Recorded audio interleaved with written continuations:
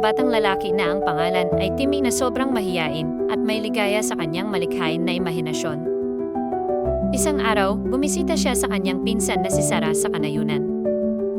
Pagdating niya, tinanggap siya ni Sarah at nagpasya siyang maglaro ng kaunting biro sa kanya dahil alam niyang naniniwala si Timmy sa bawat kwento na naririnig niya. Habang sila'y nakaupo sa sala, itinutok ni Sarah ang kanyang daliri sa isang malaking, bukas na bintana.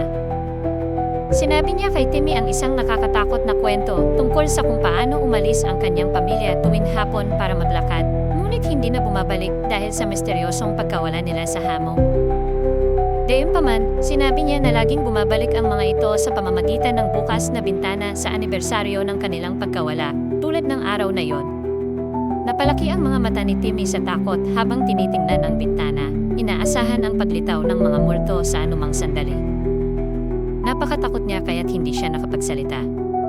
Bigla, may mga yapak na narinig sa labas, at akala ni Timmy na ang mga multo ay nagbabalik.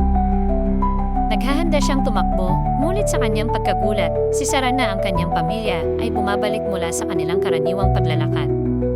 Napagtanto ni Timmy na si Sarah ay nag-imbento ng buong kwento. Sa una, nahihiya siyang maniwala sa kanya, ngunit nang sumunod, humingi ng tawad si Sarah na nagsasabing lahat ng iyon ay isang biro lamang. Natutunan ni Timmy na minsan, ang ating imahinasyon ay maaaring maging labis at mahalaga ang pagkakaroon ng katotohanan bago maniwala sa lahat ng naririnig natin. Moral ng kwento: mag-ingat sa mga pinaniniwalaan mo at laging hanapin ang katotohanan. Masaya ang imahinasyon, ngunit mahalaga ang katapatan.